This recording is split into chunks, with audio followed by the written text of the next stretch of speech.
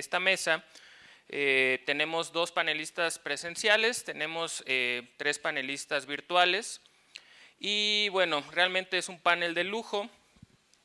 Primero tenemos aquí presente al doctor Óscar Ugarteche de la Universidad Nacional Autónoma de México, también miembro de Latindad y aparte de todo mi tutor del doctorado, entonces aquí lo tenemos presente. Tenemos también a Pedro Páez, no sé si ande por aquí, también nos va a acompañar de manera virtual, él es docente investigador de aquí de Ecuador.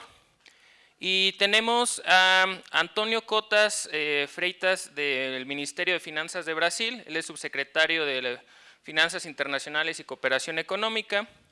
También nos acompaña Marcelo Brushansky de la Universidad Nacional General Sarmiento de manera virtual. Y María Elena Rodríguez del BRICS Policy Center de Brasil, que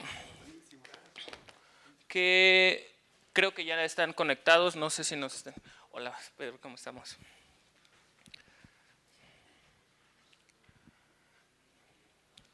Voy a hacerme un poco para acá porque creo que vamos a tener yo creo que sí, para que podamos ver.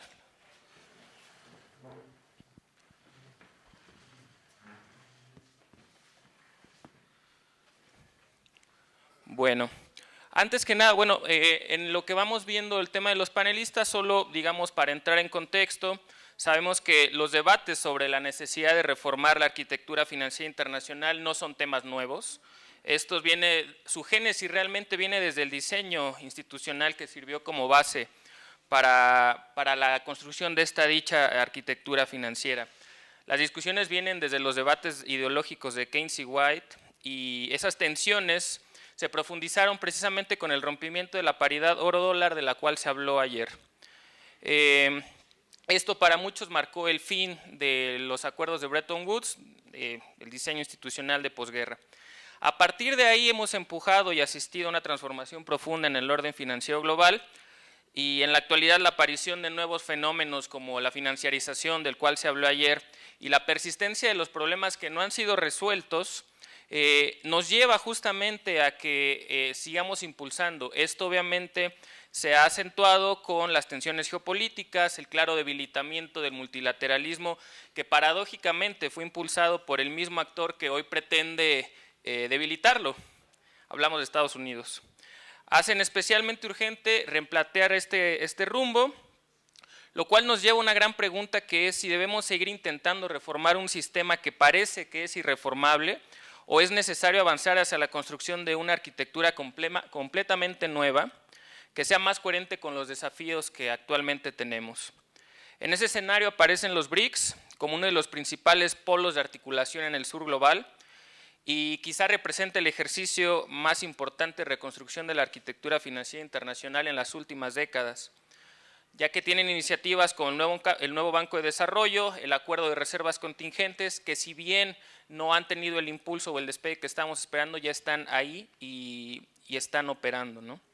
Entonces, para América Latina, que es una región marcada por niveles altos de endeudamiento, como lo vimos el día de ayer, tenemos limitada autonomía monetaria y fuertes vulnerabilidades frente a los shocks financieros internacionales de las economías del norte global, estos debates cobran especial importancia. Entonces, para no robar más tiempo, vamos a proceder a nuestros panelistas. El primero de ellos, Antonio. Antonio, can you hear us? Sí, muy bien. Puedo oírles muy bien. Sí, buenos días. Well, thank you for joining us. Well, the question for you is, from Brazil's experience within the BRICS, what are the priorities for strengthening financial and monetary cooperation in the bloc, and what role can Latin America play in these initiatives? Ok, gracias. ¿Debo hablar en español o inglés? En English. Do you feel comfortable?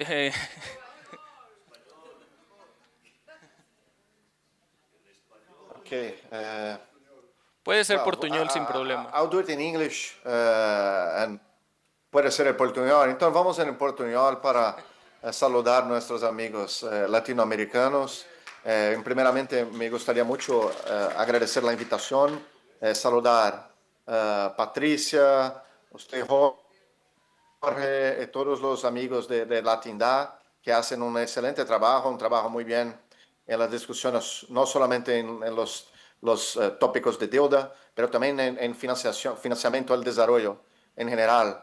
Tienen participado de algunos debates que tenemos promovido y me gustaría destacar la presencia acá también de Mariana David, de mi equipo, de participación social, del Ministerio de Hacienda, que está aquí acompañando. Con ella tenemos desarrollado muchas actividades para aproximar nuestro gobierno, el gobierno brasileño, de la sociedad civil, de los debates de la sociedad civil. Es una prioridad del gobierno Lula, del presidente Lula, es también una prioridad del ministro Fernando Haddad, desde 2023, después con el G20 2024, con el BRICS 2025. Tuvimos una serie de eventos, de reuniones con sociedad civil, entonces es una honra y un placer poder estar aquí con vosotros. Quería saludar también su introducción. Esta es una gran cuestión, ¿no? Reformar lo irreformable o construir nuevos caminos. Creo que la solución, si hay una solución, está en el medio, está en intentar un balance entre lo que existe y lo que puede ser creado dentro de un sistema que está muy complejo, muy fragmentable, muy instable y muy peligroso, se puede decir así. Bueno, sobre el BRICS, el tema del panel, que pienso que yo puedo ofrecerles la mejor contribución, la mayor contribución. Voy a hacer ahora algunas consideraciones sobre el BRICS en general y sobre nuestra presidencia y después podemos conversar un poco con los otros panelistas, oír a los otros panelistas y discutir. Si por acaso yo pasar el tiempo o algo así, por favor, me diga, me escriba aquí en el chat para que yo pueda me programar. ¿Cuánto tiempo tengo en general, Jorge, para hablar acá? De 12 a 15 ¿Más minutos, 5 sí. minutos? Antes que 12 a nada, 15. Ah, perfecto. Sí, sí. gracias, perfecto. Más que pensaba, está bien. Entonces, gracias. Deja pasar entonces primero un contexto de que los BRICS, los grupos del BRICS, Brasil,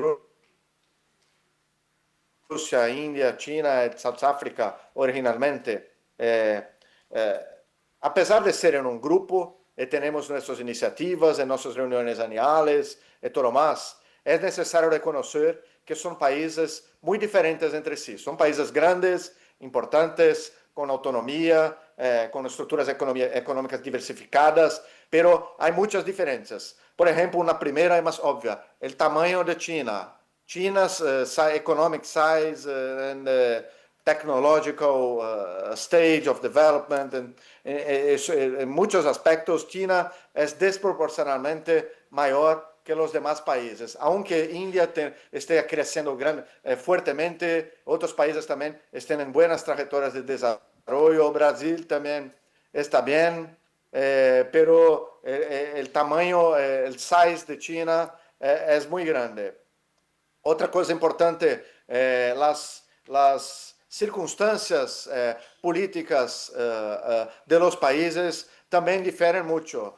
China está en una situación, tiene su diálogo con los Estados Unidos, tiene su diálogo con otros países, hay sus propias cuestiones geopolíticas regionales.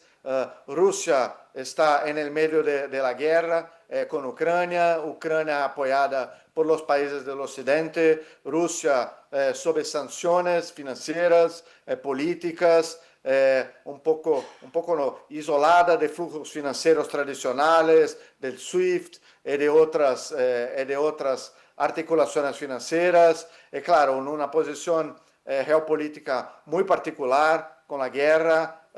India también tiene su propia circunstancia geopolítica regional, sus propios desafíos de desarrollo, su prioridad de crecimiento interno, de desarrollo tecnológico, sus relaciones con los Estados Unidos, con Europa, con otros países.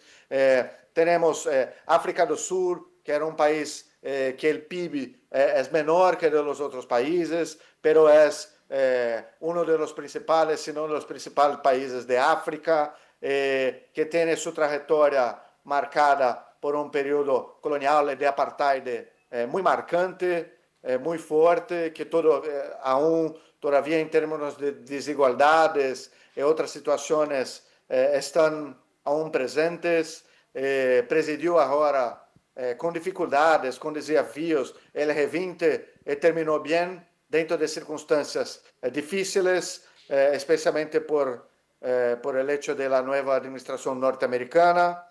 Tenemos los nuevos países de los BRICS, ¿no? Entonces, Irán también tiene circunstancias geopolíticas muy complejas, ¿no? Estuve en una guerra con Israel en julio, tiene sanciones también financieras. Entonces, al lado tenemos los Emiratos Árabes Unidos, que es un país que geopolíticamente, desde su creación, de su desarrollo, hay diferencias, cultura económica, menos diversificada. Entonces,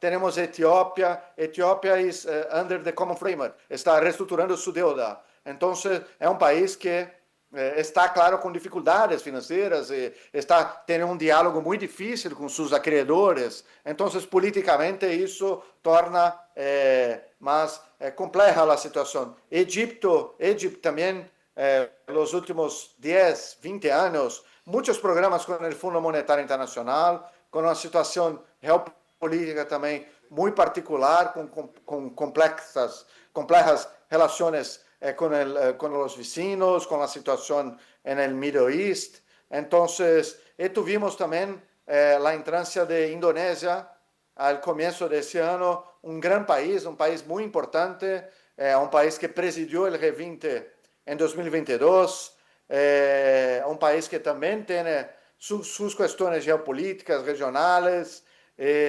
Entonces, todo eso para decir que el BRICS no es un bloque unificado, homogêneo, coeso entre os países. E isso, quando nós estamos em las mesas de las negociações, é que temos que dizer, para além dos grandes ejes de cooperação do sul global, de desenvolvimento, de reformas de governança, quando se senta para discutir os detalhes das negociações, as coisas não são tão fáceis, as coisas são um pouco mais complexas.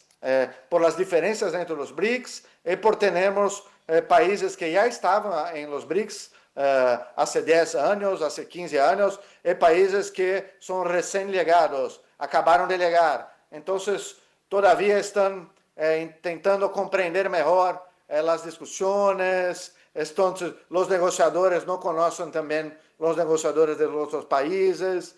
En suma, hay un periodo de adaptación que es necesario. Debemos nos recordar que los 5 países entraron en fines del año pasado, y Argentina después no quiso entrar, y Arabia Saudita no se integró a los trabajos del Finance Track.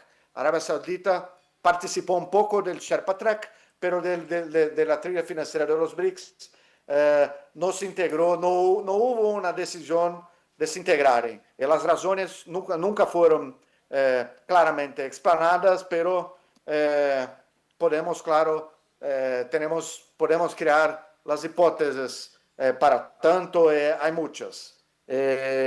Indonésia, que entrou um pouco depois, sob invitação da presidência brasileira.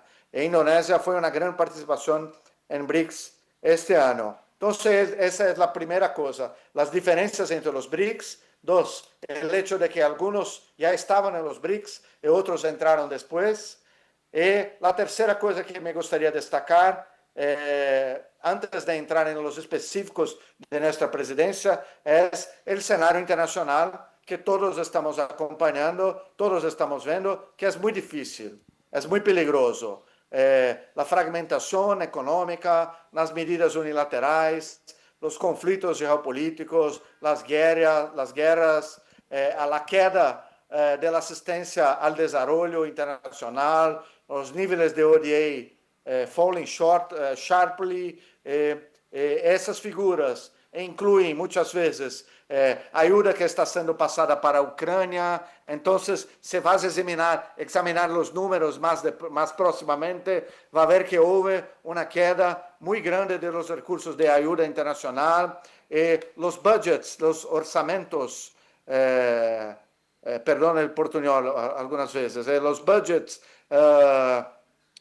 de defensa, de militares, que são chamados de defensa, pero são budgets de armas, de personal, de equipos militares, estão crescendo no mundo todo. Não saberia dizer em Latinoamérica, creio que em Brasil não, pero em todo o mundo os orçamentos de defesa estão crescendo muito. Então, é um quadro de enfraquecimento do multilateralismo. Vimos o que passou agora em África do Sul, que o país mais importante não foi a reunião, e agora disse que não vai invitar a África do Sul para o G20. Eu estive em Nairobi algumas semanas atrás na negociação da Convenção Tributária.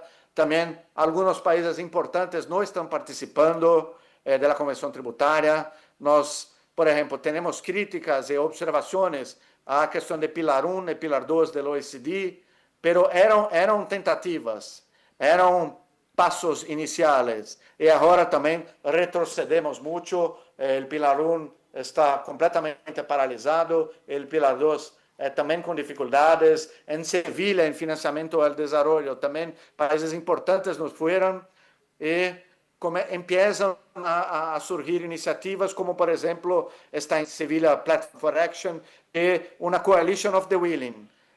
Como é muito difícil conseguir os consensos no âmbito multilateral, começamos a tentar progredir com os tópicos, com as propostas, com aqueles países que estão interessados em progredir, em avançar. Creio que isso é pragmático, é natural. Claro, o Brasil é firme aderente do multilateralismo, mas não podemos ser contra que, se há, por exemplo, países que querem discutir, como nós outros queremos, a tributação dos ultra ricos, formam suas alianças, suas coalizões e vamos para frente. Se os outros não querem, não participam, e vamos tentar implementar as políticas, fazer nossos debates entre os países que assim lo desejam. Having said that, feitas essas considerações, talvez realistas sobre o cenário difícil, nós, em nossa presidência, conseguimos, no BRICS, conseguimos algumas coisas que consideramos importantes, avanços em algumas coisas que vou enumerar para vosotros. Por exemplo, minutos, Antonio, em nossa reunião ministerial em julho, ¿cuántos? 2 minutos, por favor. ¿Cuántos minutos? 2. 2 minutos, ok, rápidamente. Nós aprovamos uma declaração sobre a governança do Fundo Monetário Internacional, the Rio de Janeiro Declaration, declaração sobre finanças climáticas, aprovamos uma declaração sobre a Convenção da ONU sobre tributação e aprovamos, claro, um joint statement, um comunicado conjunto. Todos estão disponíveis, são públicos e foram marcos importantes para fortalecer os BRICS. Concretamente, aprovamos o início de negociação de um mecanismo de garantias no Banco dos BRICS, o Banco de Desenvolvimento, que replica um pouco o que há no Multilateral Investment Guarantee Agency of the World Bank. We are creating the same structure, trying to create within the BRICS. Aprovamos discussões para resseguros, reinsurance, uma task force, infraestrutura, uma troca de ideias para, quem sabe, criarmos um hub de infraestrutura, taxonomia em mercados de carbono, em financiamento climático, com o acordo contingente de reservas de los BRICS, que conta por início com 5 países, aprovamos uma revisão de seus términos, que deve ser publicada proximamente, e estamos começando a discussão para onboard the new members, para trazer os novos membros do BRICS para o acordo. Sim, podemos dizer que o acordo nunca foi utilizado. Sim, é uma questão. E que o acordo mantém todavia vínculos com o Fundo Monetário.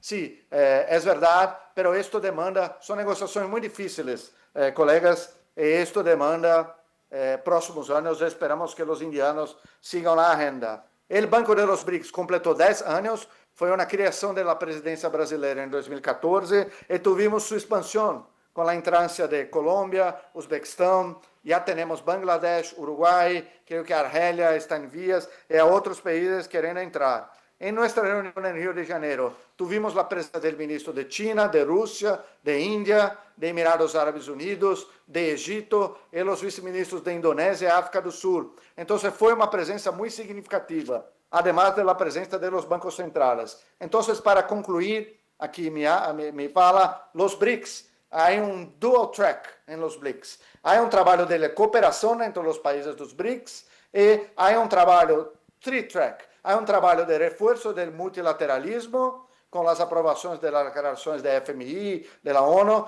Y la tercera cosa, creaciones de instituciones nuevas para complementar la estructura económico-financiera internacional, como el Banco de los BRICS, el acuerdo contingente de reservas, ahora un mecanismo de garantías y, quién sabe, en otras áreas también consigamos desarrollar nuevos proyectos. Pero agora a bola está com Índia, como se diz em Brasil, a bola está com a Índia e temos que aguardar os desenvolvimentos para os próximos anos, tendo em conta também a situação internacional muito difícil e, novamente, as diferenças entre os BRICS que tornam as negociações muitas vezes complexas. Graças, amigos, por poder compartilhar com vosotros um pouco de nossa experiência e de nossa visão.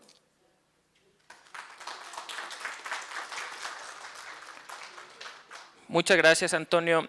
Antes que nada, me gustaría informarles que lamentablemente María Elena no nos va a poder acompañar, se disculpa, entonces vamos a proceder con los 4 panelistas que tenemos. Y bueno, Antonio nos habla de este proceso de adaptación, digamos, no nada más en el bloque, sino de todas las economías. Entonces, a manera de insertar este proceso de adaptación y traerlo al contexto de América Latina y también en la creación de las instituciones nuevas que está impulsando los BRICS, me gustaría dar ahora la palabra a Pedro Páez para que nos hable sobre cuáles son los elementos estratégicos que deberían de incorporar un proyecto de integración financiera latinoamericana, inspirado ya en las experiencias como el Sucre, el UNASUR, el Banco del Sur, y esto cómo puede articularse en los BRICS para consolidar una plataforma propia de soberanía monetaria y productiva, que hacia allá vamos a dirigir la mesa. Muchas gracias, Pedro. No, muchas gracias a ustedes y una gran felicitación. Este esfuerzo de Latindad es ejemplar. Estos 25 años son un verdadero triunfo, peleando contra corriente y generando debates como estos, ¿no?, tan necesarios y tan escasos, incluyendo en la academia, ¿no es cierto, Oscar? Terrible. Así es que, y mucho más el hecho de que hayamos tenido la oportunidad de poder intercambiar con funcionarios que han estado en el quehacer, ¿no? Porque en el papel, en el cafetín se pueden decir y hacer cualquier tipo de cosas, ¿no es cierto? Y otra cosa es la realidad concreta. Lo cual no quiere decir que nos quedemos anclados en la rémora de las diplomacias, o como decía González Suárez, ¿no?, atados en los hilos de la diplomacia para infinitas memorias, sino al contrario, tener una perspectiva teórica que permita ubicar las tendencias sistémicas que están marcando la coyuntura y que rebasan los tiempos de esas burocracias, de esas tecnocracias y de esas diplomacias. En la repetición de la historia no voy a mencionar a Marx, sino a Mark Twain, cuando decía que la historia no se repite, pero rima. Y aquí hay varias crisis que están rimando en estos determinantes sistémicos que están detrás de estos detalles, en muchos casos anecdóticos, ¿no? Y que obligan a que, sobre todo América Latina, por el riesgo terrible que está sufriendo, el riesgo terrible que está enfrentando en el horizonte más inmediato, necesita sacudirse, necesita discutir a profundidad. Ojalá yo me equivoque, pero necesita discutir a profundidad la gravedad de la coyuntura internacional y el lugar específico en el que nos están dejando esas tensiones mundiales, ¿no? El caso más patético es el del Ecuador. Entonces yo creo que este tema de las crisis que se están agolpando marcan claramente marcan claramente el tipo de trampas sistémicas que vamos a tener que enfrentar, insisto, en lo inmediato. La más grave tal vez sea la crisis financiera que abrió las puertas, que provocó la Primera y la Segunda Guerra Mundiales, y que es importante, que lastimosamente en la academia no se discute en esos términos la cosa, y mucha gente, ¿no es cierto?, dice, muchos economistas, inclusive de izquierda, progresistas, algunos marxistas dicen, no oigo, soy de palo, tengo orejas de pescado, y dice, esto es teoría de la conspiración. Es muy grave lo que está sucediendo precisamente porque esto está afectando a las condiciones fundamentales, así de fundamentos del capitalismo, del mercado, que es el régimen de propiedad privada. Así como en las primeras décadas del siglo XX se habían generado tal nivel de endeudamiento que había roto las posibilidades de un reconocimiento real en términos de las estructuras de propiedad, ahora no solamente es el sobreendeudamiento, que es de las empresas, que es de los hogares, que es de las tarjetas de crédito, de los estudiantes, pero también de los gobiernos, y no solamente del sur, como fue la anterior trampa de la deuda, la de los años 80, sino que ahora también incluye a las metrópolis coloniales. Entonces, en esta situación, el orden del picoteo se plantea de una manera gravísima, pero que además está complicada por el hecho de que hay un desarrollo, pero sideral, de otro ámbito relativamente subdesarrollado, con excepción de los centros imperiales, en lo que tiene que ver con el mercado bursátil y el desarrollo del capital ficticio. Entonces, el desarrollo de los derivados financieros, muy vinculado a la red de guaridas fiscales, históricamente ligado al reciclaje del Imperio Británico, toda la red angloamericana, que incluye a los propios Estados Unidos, pero no como todos, sino como islotes de estas estructuras de poder, definen un entramado que ha tenido como telaraña, ha tenido capturado al grueso de las estructuras de decisión en América Latina, a las oligarquías locales, pero también a los centros de decisión tecnocráticos. Y lo que estamos viendo en el campo de lo que sucede en la integración latinoamericana, pero también en el caso de los BRICS, ¿no es cierto?, está evidenciando eso. Está evidenciando eso. Se nos viene, estamos con una crisis de sobreendeudamiento disparada ahora por tema de la cantidad de la base que se multiplicaba antes que por la tasa de interés, ¿no es cierto?, similar, ahí viene la otra resonancia a la crisis de finales de los años 70, ¿no es cierto?, pero ahí pudieron subir de 1,3% al 23% bajo la presidencia de Volcker en la Reserva Federal, ahora intentaron hacerlo y no pudieron llegar al 5%, de la tasa básica me refiero, porque inmediatamente se ahorcaron ellos mismos.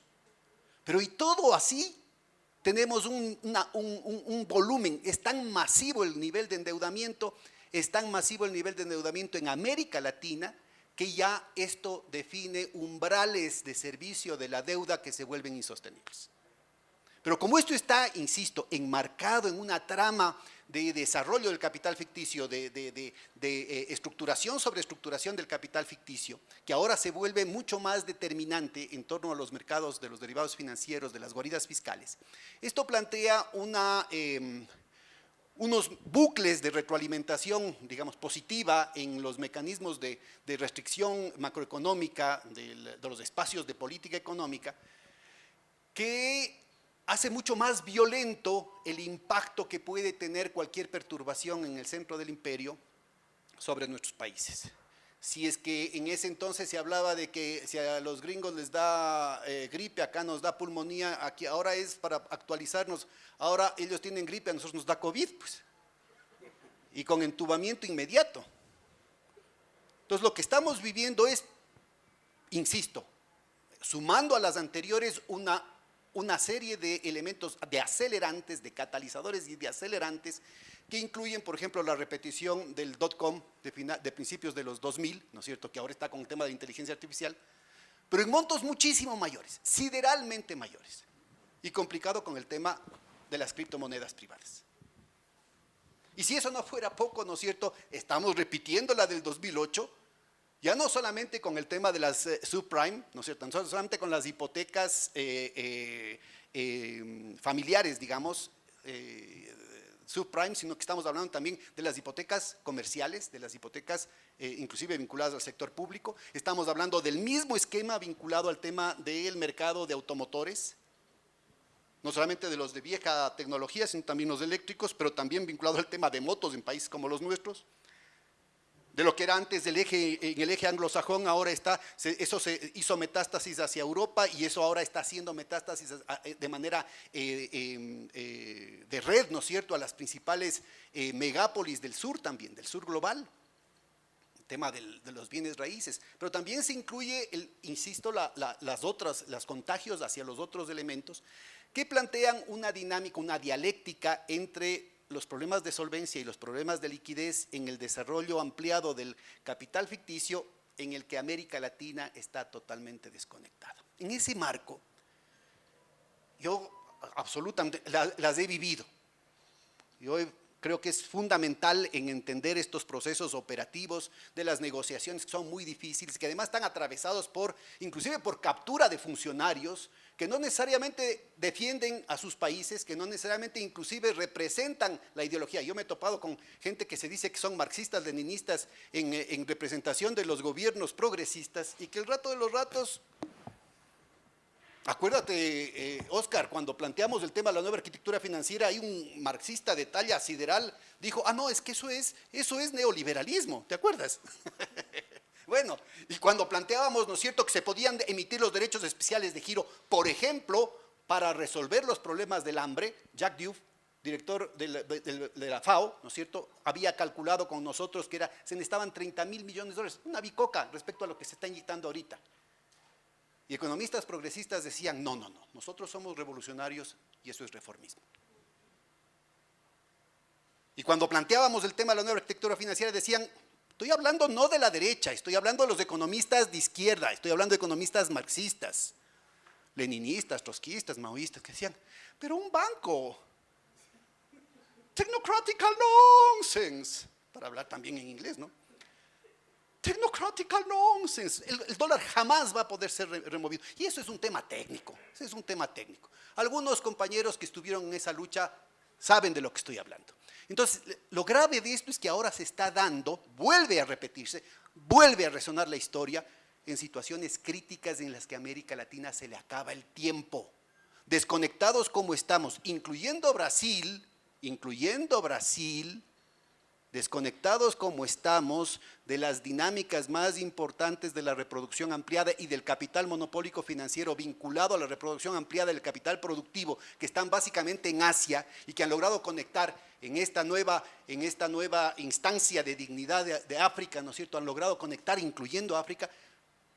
América Latina está en una situación de tremenda vulnerabilidad, incluyendo en aquellos puntos en los que ya existe una infraestructura instalada, como el caso del puerto de Chancay. Ahí está el tema de la vía oceánica, ¿no es cierto? Ya está. Ya buena parte de todo el sistema bimodal de transporte, de cambiar totalmente la logística, que sigue siendo de lo que Eduardo Galeano hablaba de las venas abiertas de América Latina. Pavimentar las venas abiertas de América Latina, pues tenemos pavimentadas las mejores carreteras en Perú, que están vacías por el boicot. Y así como con la pistola en la cabeza a Panamá le dijeron, bueno, pasen de la empresa Hutchinson a los puertos que están bajo custodia de ustedes, pásenlo a BlackRock, ¿no es cierto? ¿Qué irá a pasar con el caso de Chancay? ¿Y qué tendrán que hacer para que esto pase? Ya empezaron a sonar los ruidos de sables, ¿no es cierto?, en Chile, hablando de que, pues esto es una amenaza a la seguridad nacional. Ya apareció un militar de alta graduación peruano diciendo que tenemos que comprar los cazas para enfrentar. Facilito que escalen las situaciones. Las guerras no son, como en ese lastimoso intercambio entre Einstein y Freud, imagínense, qué figuras.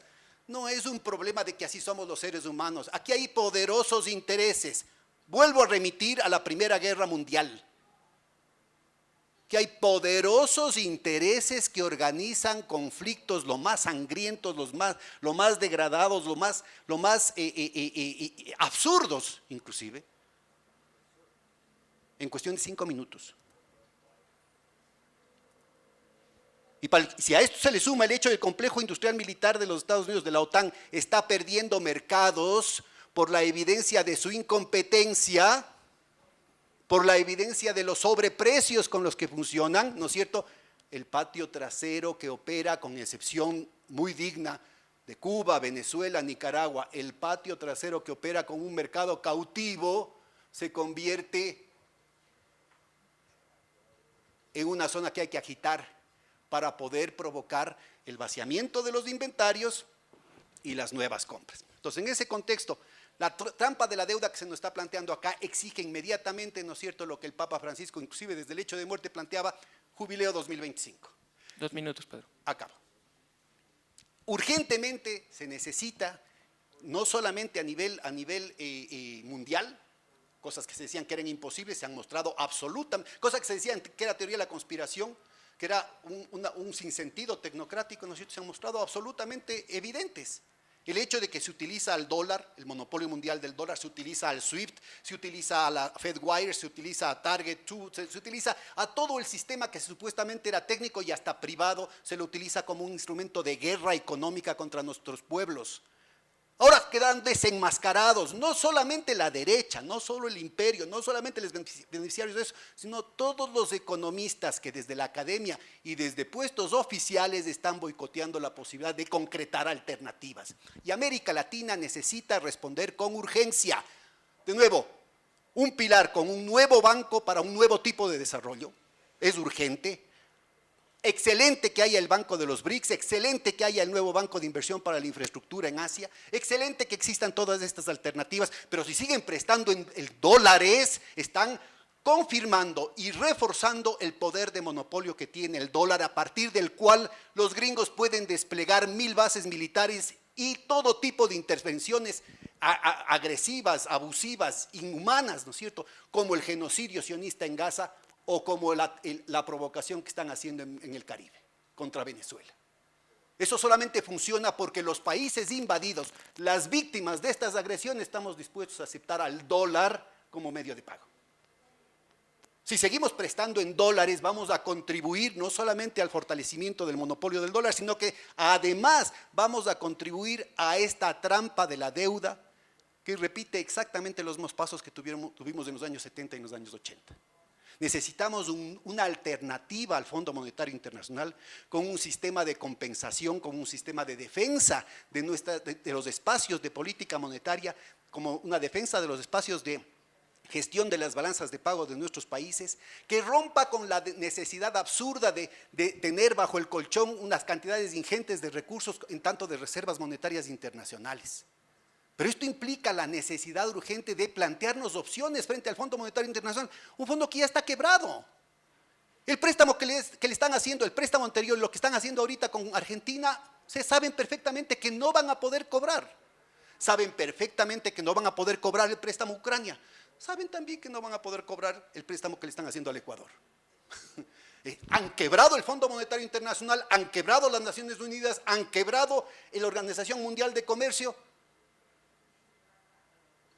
Nosotros tenemos que estar a la defensiva como continente, es urgente la unidad en ese plano y operativamente, viablemente, hay alternativas que son peligrosamente sencillas, como es la posibilidad de que los bancos centrales de toda América Latina, de todo el sur global, puedan unirse en cuestión de 2 semanas, compañeros. En cuestión de 2 semanas pueden articularse los bancos centrales y establecer mecanismos de pago de todo tipo, como los que en ese momento se dijeron que era una barbaridad, como los que funcionaron ya con el sistema unitario de compensación regional y no en esta versión bilateral, unipropósito, ¿no es cierto?, que es absolutamente ineficiente, sino en una versión, ¿no es cierto?, multipropósito que acumula sinergias, que acumula economías de escala, economías de propósito, economías de vocación. Pero adicionalmente, compañeros, necesitamos tener estos, justamente a partir de esto, para poder articular la viabilidad de un nuevo tipo de banca y para poder hacer efectivo un sistema alternativo al del Fondo Monetario Internacional que permita evitar la hostilidad y la volatilidad de los mercados internacionales, pero también la instrumentalización de este tipo de mecanismos como una guerra económica en contra de nuestros países, necesitamos sistemas de compensación de pagos que refunden el rol de la economía, que refunden el rol de la moneda. Se pone como gran pretexto, no, es que para que se internacionalice el yuan se necesita que se convierta en otro dólar y con otro Wall Street y con otro sistema de especulación como el que tenemos en la City y en Wall Street. ¿De dónde acá, pues? Y esto lo dicen gente que se supone que tiene formación marxista, gente que supone que le ha leído a Keynes. Acuérdense que Keynes, ¿no es cierto?, como agente del Imperio Británico como era, hasta diseñó un sistema monetario de la Rusia blanca en plena guerra civil, basada solamente en las riquezas forestales. Y le fue tan bien que eso fue el final de la intervención de 14 potencias mundiales en territorio soviético, sino que además fue el acabose del bloque zarista. Porque era tanta la cantidad de plata que se había forjado solamente desde la posibilidad de esas reservas forestales, ¿no es cierto?, que cada cual sacó su pedazo y salió corriendo de Arcángel. Vean ustedes cómo hay opciones, ¿no es cierto?, hay opciones basadas en los recursos naturales, basadas en la economía real, basadas en la promoción del empleo, de la generación de riqueza, de la endogenización de la prosperidad, que no tienen por qué pasar por la misma lógica del dólar, de la libra, de la City de Londres, de Wall Street y de toda la red de guaridas fiscales a nivel mundial. Hay otras opciones, ¿no es cierto?, orientadas precisamente a ese nuevo tipo de desarrollo, basada en una alternativa que plantee, que permita afrontar los desafíos, por ejemplo, del tema climático, los desafíos de la pobreza, los desafíos de la guerra, los desafíos de los problemas culturales, en coordenadas que prioricen la cooperación y no la agresión. Gracias. Muchísimas gracias, Pedro. Muchísimas gracias, Pedro. Excelente tu presentación y trajiste a la mesa realmente el tema al cual nos dirigimos, que parte justamente de esta hegemonía del dólar que sigue siendo incuestionable, aunque existen realmente ejercicios de desdolarización que están funcionando, están operando. Nos hiciste también ver que el dólar es una moneda bastante violenta. Es bastante violenta y no nada más el dólar per se, sino las instituciones, digamos, que lo mantienen en la cima, tal es el caso del SWIFT. Y nos trajiste también a la mesa el caso de los mecanismos de pago alternativos que están operando. Y para eso quiero darle la palabra a Marcelo Bruchansky, para que nos hable de, justamente en ese contexto de restricciones externas que persisten en América Latina, qué tan viables son los mecanismos de pago en moneda local, estos swaps bilaterales y las monedas digitales soberanas quizá que están surgiendo como alternativas funcionales al dólar, y cuáles son las condiciones que necesita la región para que estos instrumentos se expandan. Muchas gracias, Marcelo. Hola, buenos días allá en Quito, acá estoy en Buenos Aires. En realidad les voy a compartir una presentación bastante más teórica, muy vinculada con lo que venían hablando los expositores anteriores, pero me permito hacer un recorrido teórico e histórico sobre todo este tema, así que les voy a compartir una presentación. Creo que ahí envié un requerimiento, no sé si es posible compartir. Sí. En tal caso, cualquier cosa, envío la presentación. Ahora,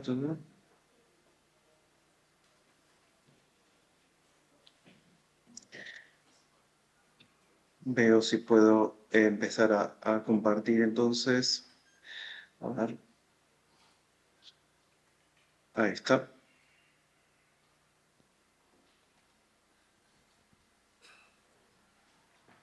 Bueno, ahí creo que ustedes pueden ver bien la presentación.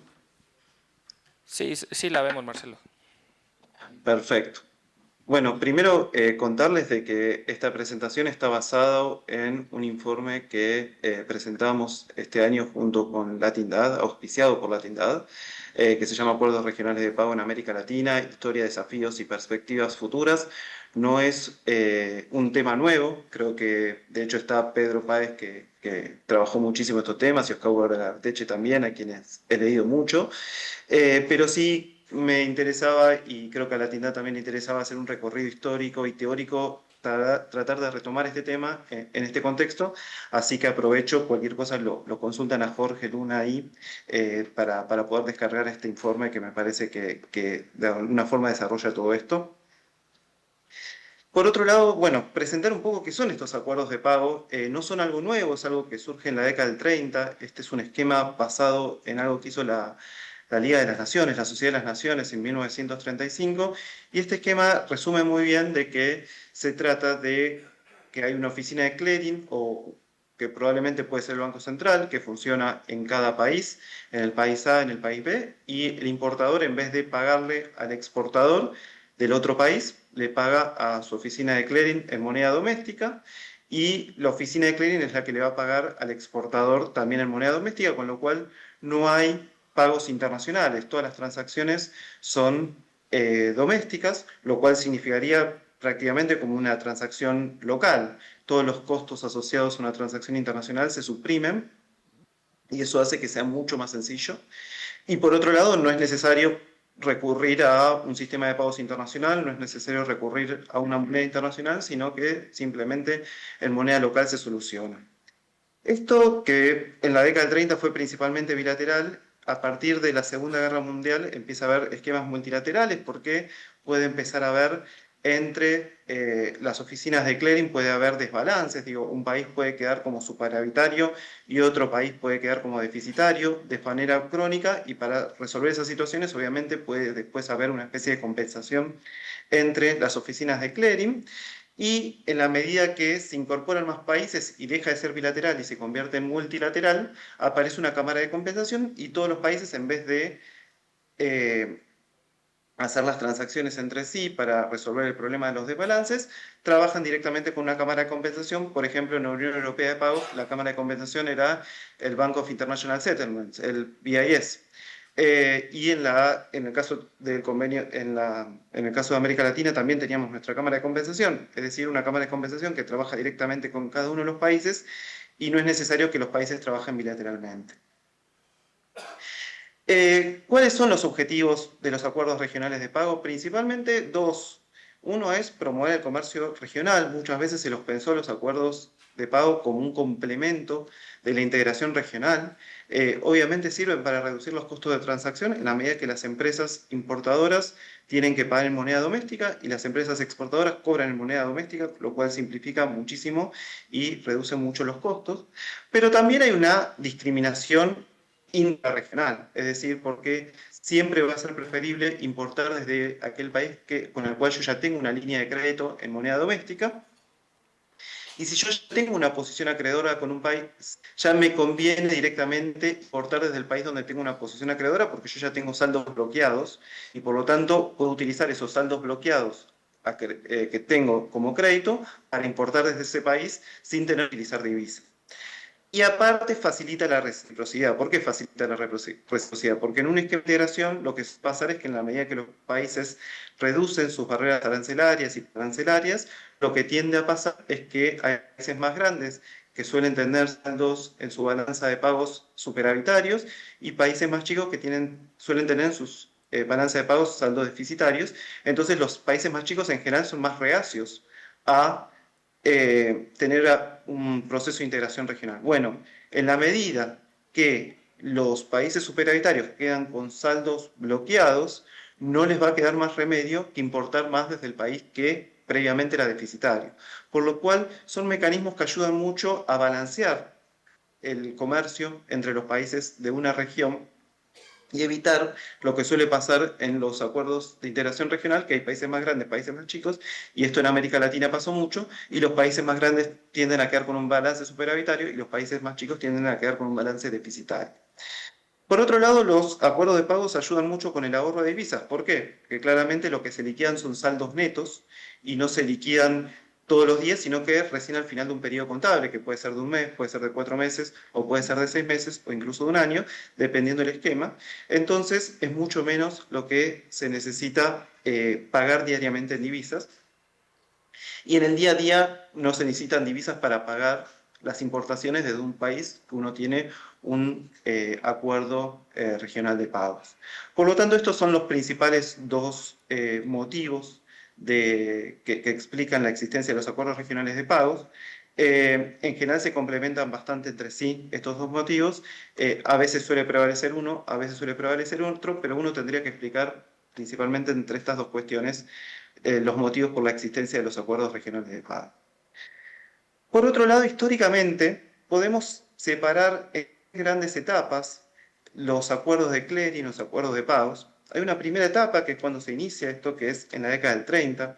Hay antecedentes previos, como hay un acuerdo de pago escandinavo, que es de fines del siglo XIX, pero lo más importante se dio en 1931, a partir de saldos bloqueados que quedaban en países que habían aplicado controles de cambio, y los países acreedores, queriendo cobrar, empezaron a establecer acuerdos de clearing para tratar de poder que sus acreedores y exportadores puedan cobrar en moneda local, y empiezan a expandirse estos acuerdos de clearing. El primero, por ejemplo, es entre Suiza y Hungría, ¿sí? Un país acreedor y un país deudor, Hungría con controles de cambio y Suiza no, por ejemplo.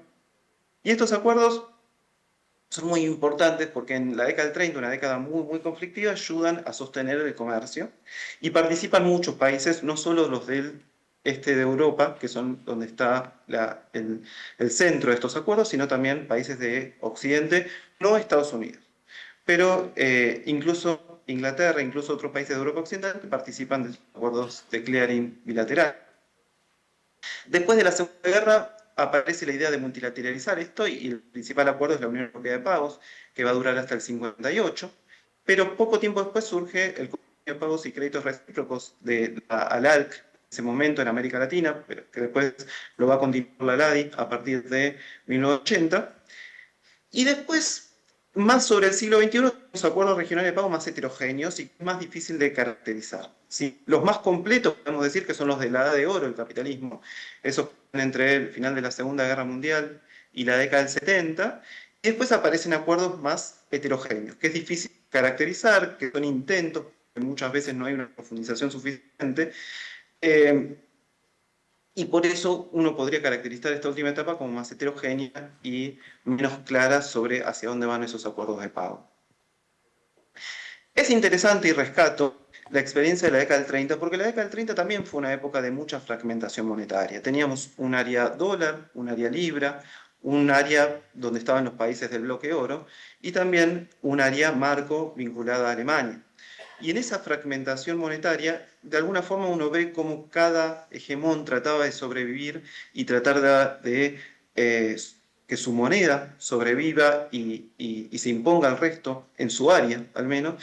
Y uno puede ver cómo también el área libra fue un intento de Gran Bretaña para la supervivencia de la libra, que de hecho uno puede decir que la libra como moneda hegemónica termina en 1914, pero sin embargo hoy sigue siendo una divisa, con lo cual es de supervivencia de la libra a través del área libre y a través de tener un montón de países, colonias, mandatos, países que no son colonias formalmente, pero que de alguna forma trabajan como colonias, termina ayudando a que la hegemonía de la libra, o al menos la libra como una divisa, se sostenga, digamos, ¿no? Y uno puede ver como un paralelismo muy fuerte con lo que está pasando actualmente, cómo se quiere de alguna forma instalar zonas donde prevalezca una determinada moneda que quizás está en decadencia. Y también lo que vemos es la fragmentación, ¿no? Como que claramente, como dijeron en las exposiciones anteriores, no tiene sentido pensar al yuan reemplazando al dólar, sino que lo que empezamos a ver son áreas monetarias en donde prevalece una moneda o donde prevalece otra. ¿Qué tenemos en América Latina? Creo que el caso más importante que tuvimos, del cual no desarrollo mucho acá, pero cualquier interés pueden bajar el informe de la página de Latindad, es el convenio de pagos y créditos recíprocos de la LARC y después de la LADI. Creo que fue un convenio muy exitoso.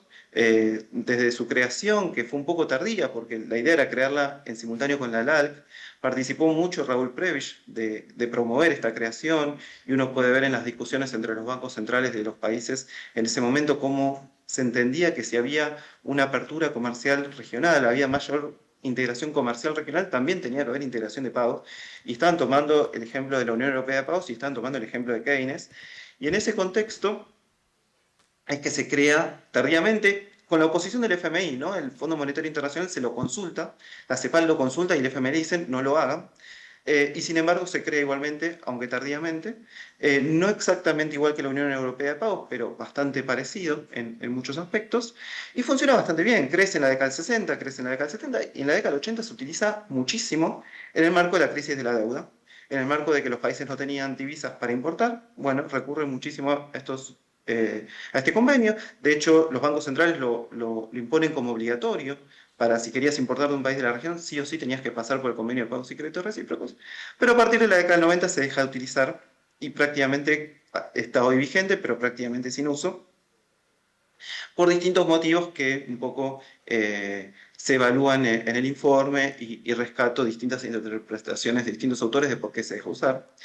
Y después hay más en el siglo XIX hay una gran idea que es crear un Banco del Sur, y en esa gran idea hay problemas entre distintos intereses y distintas ideas de cómo tenía que ser el Banco del Sur, y no termina funcionando y termina apareciendo dos sistemas de pago.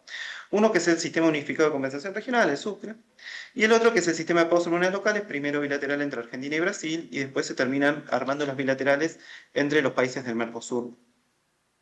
Que son, al menos, por ejemplo, el sistema de pagos en monedas locales es un sistema muy simple, lo cual muchos autores rescatan como qué bueno que es simple, pero al mismo tiempo uno puede decir qué problema que es simple, porque, por ejemplo, el periodo contable es de un solo día, los bancos tienen que liquidar diariamente en dólares las transacciones, tiene un superávit parcial de Brasil con respecto a la Argentina, digo, prácticamente lo utilizan los exportadores brasileños y los importadores argentinos, pero es utilizado principalmente por Brasil y Argentina prácticamente está solamente como importador. Y el sistema unificado de compensación regional, que también intentó de alguna forma parecerse un poquito más a la idea de Keynes, a la idea de la Unión Europea de Pagos, pero terminó con un montón de problemas poco tiempo después de su creación y se terminó prácticamente dejando de usar. ¿Cuáles son las conclusiones muy generales a las cuales me gustaría poner en discusión? Primero, bien teórico, digamos, ¿no? De la misma forma que la teoría neoclásica nos dice que el dinero es simplemente un instrumento, es simplemente una herramienta, los acuerdos regionales de pago no son tampoco un instrumento, como nos dice la teoría neoclásica, sino que son, por el contrario, una política en la cual se establece que quien tenga dinero de alguna forma le estoy dando poder de compra, a la medida que yo creo dinero, estoy creando dinero de manera endógena a nivel regional y estoy creando poder de compra y estoy creando de alguna forma producción, digamos, ¿no? Entonces, los acuerdos regionales de pago son un mecanismo de creación de dinero regional, y ese mecanismo de creación de dinero regional endógeno no es un instrumento, claramente, de la misma forma que el dinero no es un instrumento, como nos dice la teoría neoclásica, en su versión metalista. Rescatando de vuelta a Prebisch, los acuerdos regionales de pago pueden proveer nuevos flujos de comercio regional, y esto es importante porque uno puede pensar simplemente que los acuerdos de pago solamente van a ser una discriminación para crear más comercio a nivel regional, discriminando al resto del mundo, y Prebisch nos explica de que no, que puede haber nuevas creación de comercio directamente a nivel regional, y que eso hay que tenerlo en cuenta en la medida que los acuerdos regionales de pago también crean dinero, también se van a crear flujos de comercio, porque en la medida que se crea demanda. Y por otro lado, me parece que hoy es claramente los acuerdos regionales de pago un mecanismo clave para generar soberanía en este contexto de disputa monetaria global. Me parece que toda la forma de no recurrir a una moneda de un país central para el comercio, de no recurrir a un centro financiero de Nueva York, de Londres o de algunas otras plazas para comerciar entre los países de la región, es claramente un mecanismo para promover la soberanía monetaria, y es también promover la soberanía en un sentido más amplio. Y me parece, por último, también interesante, los acuerdos regionales de pago nos ayudan a entender que la deuda externa tiene algún sentido si se origina en importaciones y no en fuga de capitales. Y también tiene mucho sentido que la deuda externa se pague con exportación. Si vuelvo a la década del 30, en la década del 30 Keynes decía, el problema no es que Alemania, el problema de la deuda que tenía Alemania, que tampoco le dejaban pagar con exportaciones esa deuda alemana. Alemania quería pagar con exportaciones, déjame exportar para conseguir el oro, los dólares, para poder pagar mi deuda externa. Y no le dejaban exportar porque era un mundo con muchísimo proteccionismo, con devaluaciones. Entonces, hay que repensar a la deuda externa en una idea más de comercio, no más de exportaciones para pagarla y que se origine únicamente en importaciones y no en fuga de capitales, como saben, por ejemplo, en Argentina, que en general la deuda externa va de la mano de la formación de activos externos, la fuga de capitales, y que uno lo puede ver cíclicamente cómo se repite. En ese sentido, me parece que hay que también revisar estos acuerdos regionales de pago con lo que está pasando con el dinero digital y con otros mecanismos que hoy creo que ayudan muchísimo a que estos acuerdos regionales, que quizás tenían cierta complejidad técnica, como dijeron en las exposiciones anteriores, no son muy complejas, pero de todas maneras puede llegar a haber cierta complejidad técnica. Creo que con las nuevas tecnologías eso se simplificaría aún muchísimo más, como estamos empezando a ver con el yuan digital y otro tipo de mecanismos.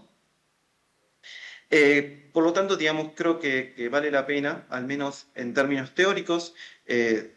De última, una buena teoría sirve muchísimo para después tener una buena política, porque muchas veces, como repitiendo también lo que dijeron en exposiciones anteriores, las discusiones teóricas son muy pobres, y entonces 2 después termina minutos, pasando que las Marcelo. políticas también son muy pobres. Y con esto concluyo. Muchísimas gracias, Jorge. Creo que rediscutir estas cuestiones teóricas también va a ayudar muchísimo a tener unas mejores políticas a nivel regional. Muchísimas gracias por la invitación, y cualquier cosa quedo a disposición.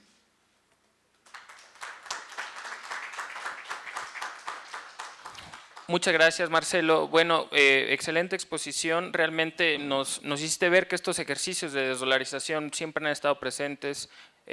Digamos, la necesidad de estos mecanismos alternos son especialmente urgentes en la actualidad.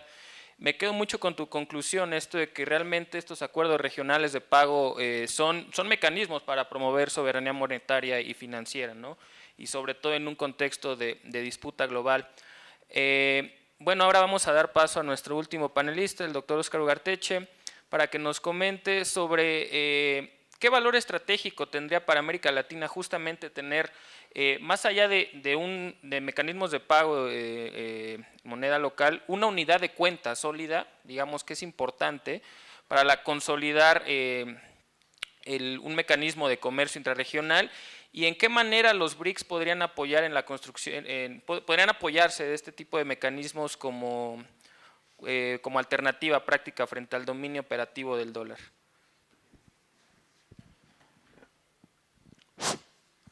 Bueno, buenos días.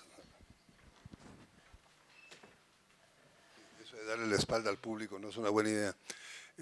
Buenos días, gusto de verlos a todos, Natalia, hola. Recordar es vivir, y acabamos de hacer un repaso de las cosas que hacíamos aquí hace 18 años. Qué horror. Estamos en un mundo que ya venimos diciendo hace como 20 años, que no se parece al mundo de antes, pues. Porque en el mundo que vivimos ahora, los países ricos altamente endeudados están endeudados en gran parte con nosotros, que tenemos las reservas internacionales guardadas en bonos del Tesoro de Estados Unidos. Entonces nosotros somos acreedores de ellos. Si tú miras el G20 son los 7 países más endeudados del mundo, a un lado, y al otro lado tienes 11 países, me parece que es, o 10 países, porque el 20, no sé bien cómo se llega a 20, pero tienes un conjunto de países con los niveles de reservas internacionales más altos del mundo. Ahí están los medio orientales, está Brasil, está China, está la India, Indonesia, etcétera, ¿no? Entonces, ese es el mundo donde los emergentes o los subdesarrollados, o como nos queramos llamar, somos los acreedores de ellos, pero ellos ponen las reglas del juego. Estamos con el mundo al revés. Es el caso de la cola moviendo al perro. Entonces, no tiene mucho sentido. Por otro lado, cuando los mecanismos obedecían a que esos 7 dominaban el comercio mundial, entonces, claro, dominaban el comercio mundial y los mecanismos financieros que iban con el comercio mundial. Pero eso ya no lo dominan hace tiempo. El comercio mundial hoy está dominado por Asia. Mal que le pese a quien le pese, pero está dominado por Asia. Y por eso, para Sudamérica, todo este tema de los aranceles de Estados Unidos es mirado como con sorna, tomadura de pelo y simpatía de viejo senil, ¿no? O sea, ¿qué les pasa? O sea, son el tercer o cuarto socio comercial de la mayor parte de los países. Y te voy a poner 3000% de arancel, ponme pues. Total. Pero es lo que le pasó con Brasil. ¿Y en qué acabó con Brasil? En nada. Además de que Bolsonaro hizo el ridículo y toda la parte política, pero o sea, el mundo está volteado, el orden es otro, y ahora lo que tenemos son nuevos mecanismos de pago y nuevos mecanismos de comercio, que están surgiendo no como una reforma al fondo. ¿Y por qué no surgen como una reforma al fondo? Digo yo.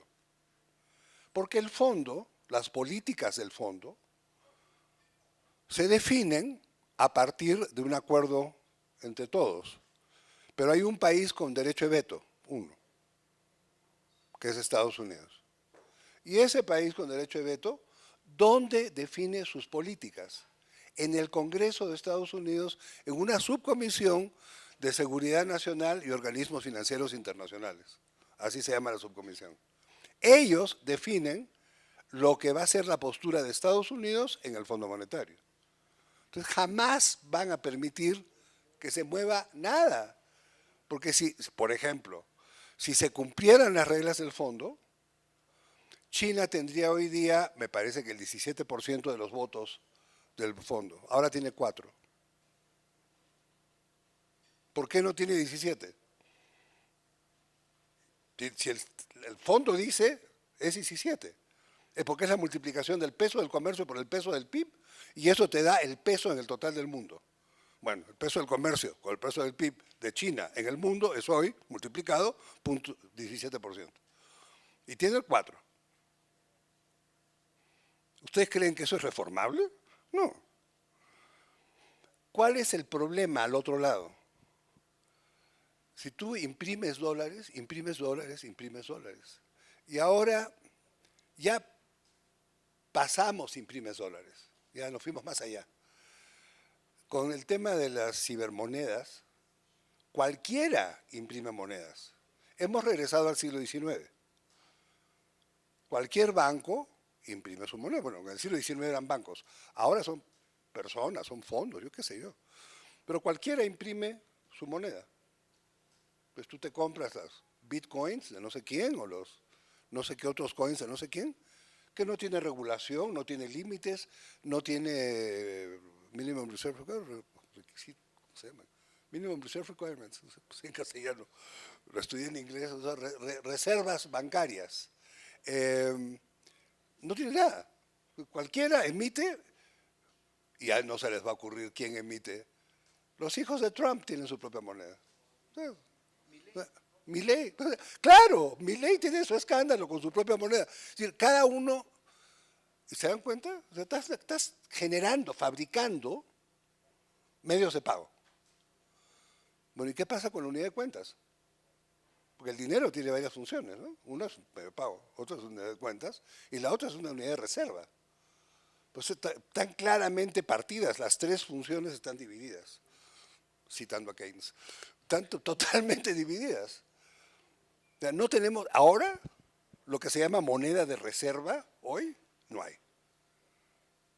Porque si usted guarda lo que tiene que guardar en bonos del Tesoro de Estados Unidos, está guardando sus ahorros del país, los está guardando en una moneda donde el Banco Central tiene la capacidad, y él lo ha hecho, de duplicar y cuadriplicar la cantidad de dinero circulante denominado en esa moneda en el mundo, que es lo que pasó en el 2008 y volvió a pasar en el 2020. Y eso va desprestigiando el uso de la moneda como moneda de reserva, porque vas devaluándola, ¿no? Comienzas a imprimir dinero como locos, pues vas devaluándola. Y entonces tenemos el problema de en qué cuerno, si no lo puedes guardar en dólares, ¿en qué lo guardas? Y mi respuesta es, lo guardas en tu propia moneda. ¿Qué tenemos en contra? Lo que pasa es que en América Latina tenemos el síndrome del perro apaleado. Como hemos pasado por periodos de alta inflación, hiperinflación, y todas las inflaciones en todas sus formas en los últimos 40 años, estamos convencidos de que nuestras monedas no son sólidas. El caso más extremo es Ecuador, que en el año 2000 llegó un venezolano y convenció, no sé qué, 99, ya no me acuerdo, 99 fue, 2000, que llegó un venezolano y convenció a la opinión pública ecuatoriana de que la mejor moneda era el dólar y que había que salirse del sucre. Y así es como termina, por la inflación de ese momento y la actuación de este personaje, termina Ecuador dolarizada. Porque esa es la desconfianza total en nuestra propia moneda. Y por eso guardamos nuestros ahorros en dólares, porque es más estable el dólar que nuestra propia moneda. Mentira. Mentira, absolutamente mentira. No es cierto. Es más sólido guardar tu ahorro en tu moneda que guardarlo en dólares, porque los dólares se están depreciando. Entonces, no es que se aprecien nuestras monedas, es que se deprecia el dólar. Entonces, cuando yo miro el sol peruano en 3.37, 3 soles 37 por dólar, que estaba a 3 soles 90 hace un año y que llegó a estar a casi 4 soles hace 2, bueno, esa apreciación, eso es el fortalecimiento del sol peruano, como dice el presidente del Banco Central, no. Eso es el dólar, que se fue al carajo. Lo miras en pesos, se fue de 22 a 17.40. 22.50 a 17.40, tranquilo. Y así puedes pasar por todas las monedas, o casi todas las monedas. Entonces, tenemos un problema con la unidad de cuenta. Tenemos un problema con los pagos en moneda nacional. Ahora, sobre el tema de los pagos en moneda nacional se ha avanzado montones. Por ejemplo, en el Banco de Pagos Internacionales se mandó a hacer un estudio, varios bancos centrales mandaron a hacer un estudio sobre la posibilidad de hacer acuerdos entre bancos centrales para el uso de sus propias monedas entre esos bancos centrales. Ese estudio denominó a ese acuerdo el M-Bridge, M-Bridge Puente. La conclusión a la que llegaron es que la unidad de cuentas que salía de las 5 monedas que estaban involucradas en el ejercicio era estable, era 1. Como era 1, si te sale 1, 5 monedas se mueven todas juntas, o sea, es 1, entonces tú puedes operar entre los 5 con tu propia moneda, porque el valor va a ser exactamente igual hoy, mañana y pasado mañana, y ayer, y antes de ayer, y es un mes. Ese ejercicio se hizo. Eso no se ha materializado, es decir, no ha progresado más. Yo me imagino que porque el FED ha protestado. Digamos, si yo fuera el FED y me van a quitar el monopolio de la Reserva Internacional, yo pego de gritos. Pero supongo que han pegado de gritos. Pero mientras tanto, el Banco Central Europeo y el Banco Central de Suiza se pusieron de acuerdo para hacer los pagos del euro al franco suizo directos. Entonces, Europa, ya toda Europa, opera de banco central a banco central y ya no pasa por tercera moneda. Eso, para Occidente, es revolución caliente. Y lo que ha pasado en Asia, y ha venido pasando lentamente, y yo creo que ha pasado lentamente por nosotros, es decir, por el ejercicio, más de Pedro que mío, pero por Ecuador. Todo el ejercicio que se hizo en el 2008 de tratar de ver qué hacíamos ante la crisis, porque estábamos viendo desmoronarse el sistema, acabó en que Brasil llegó a un acuerdo de pagos en moneda local con Argentina, en octubre del 8. Y Pedro lanza el Sucre, no me acuerdo, febrero del 9, marzo del 9. Empezó el 2010. Pero la propuesta fue... 2007 en realidad. Comienza a correr en el cielo, no me acuerdo. Bueno, pero imagínense. O sea, ya estábamos mirando que se venía la crisis, se propone, se materializa y comenzamos a tener mecanismos de pago internos. China mira y dice, good idea, y comienza a hacer lo mismo con sus socios de la ASEAN. Y entonces el comercio intra-ASEAN, que ahora es intra-ASEAN más 3, más 3, se hace todo en yuanes. Todo. Con lo cual, se eliminaron el problema de la moneda inestable de reserva internacional. Borrado. ¿Eso quiere decir que el yuan quiere sustituir al dólar en el mundo? No. Eso quiere decir que China y sus socios se han puesto de acuerdo, como nosotros nos pusimos de acuerdo, para operar en nuestras monedas porque son más estables. Eso es lo que quiere decir.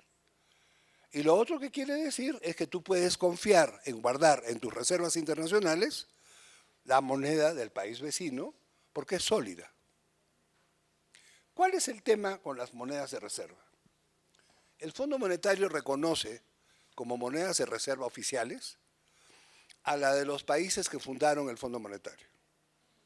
O sea, a la libra, al marco alemán, al franco francés, al yen japonés, al dólar canadiense y al dólar americano. Esas son las monedas definidas por el fondo como monedas de reserva. Pero tiene un rubro adicional que se llama cartera de otras monedas. Entonces tú puedes guardar en tu cartera de otras monedas en el Banco Central, en tu registro, en tu cartera de otras monedas, guardas las reservas en la moneda de tu vecino. No va a aparecer en monedas oficiales, va a aparecer en la cartera de otras reservas. Pero está igualmente registrada y es igualmente válida. Esto yo creo que es el proceso en el que estamos, pero sigue abriendo la pregunta de qué hacemos con la unidad de cuentas. Porque el medio de pago ya está bien, lo hacemos en nuestra propia moneda. La función de reserva la guardamos en nuestra propia moneda porque son monedas estables. Está bien, no hay problema. Y Argentina algún día va a tener una moneda estable, ¿no es cierto?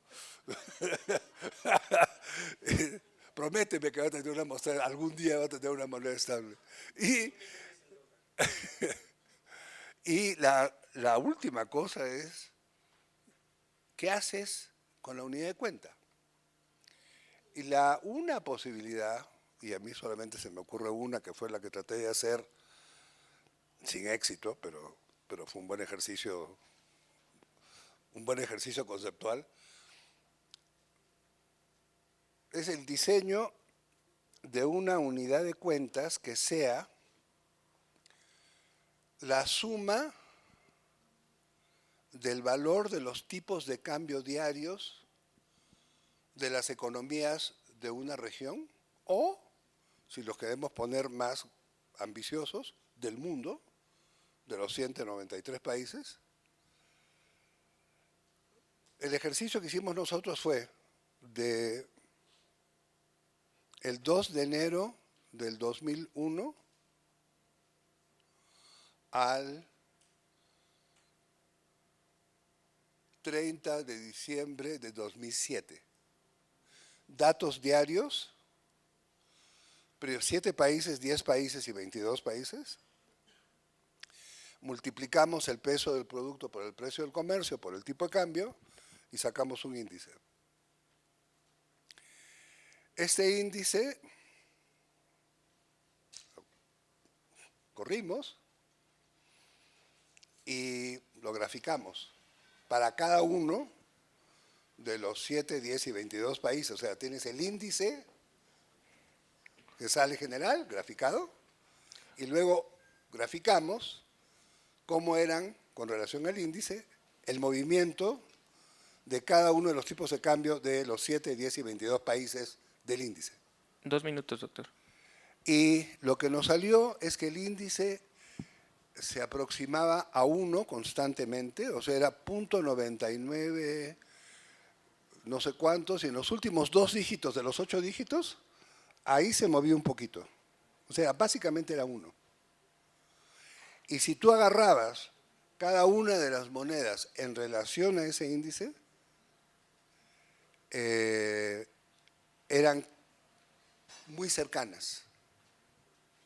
Entonces, lo que hay que hacer es, te desdolarizas, pones el índice como la nueva referencia de cuentas y pagas en esta cosa. O sea, dices, yo lo bauticé Camila, cesta monetaria de América Latina, Camila. Y la Camila, que es estable, te permite poner la cuenta. Es decir, usted me debe 18 Camilas, yo se lo voy a pagar en pesos chilenos, en pesos colombianos, en pesos mexicanos, en lo que sea. Pero tienes la unidad de cuenta puesta en eso, no la tienes puesta en dólares. Te da estabilidad, la unidad de cuentas es estable y te facilita las operaciones en moneda nacional. ¿Todo eso lo hacemos porque somos malos, pérfidos y odiamos a Estados Unidos? No. Lo hacemos porque es más barato. Nada más. No hay más razón. Eso es mucho más barato. O sea, porque si no, tienes que hacer operaciones, fíjate, con la forma como se mueve el dólar, para hacer una operación en dólares, tienes que hacer operaciones a futuro de compra o venta para asegurar que cuando te devuelvan el tipo de cambio siga siendo el mismo, y tienes que hacer operaciones de aseguramiento. Sí, porque la moneda en la que estás pagando no va a valer mañana lo que vale hoy. Entonces te sale costosísimo, porque sales de la moneda nacional, pasas al dólar, pasas a la otra moneda, pagas las comisiones, pagas los riesgos de tipo de cambio, y no pues. El cálculo que han hecho, los que han vuelto a hacer ese mismo cálculo, sale como en 20% el costo. Eso, el Banco de Pagos Internacionales dice que el costo pasando por tercera moneda es 20% más o menos del valor de la transacción, es la quinta parte de la transacción. ¿Qué se la quedan los bancos comerciales a través de los cuales se hace esto? Si lo hacemos del modo, como estamos hablando, es acuerdos entre bancos centrales, sacas a los bancos comerciales sus comisiones, abaratas las transacciones y todos somos felices, básicamente. Gracias.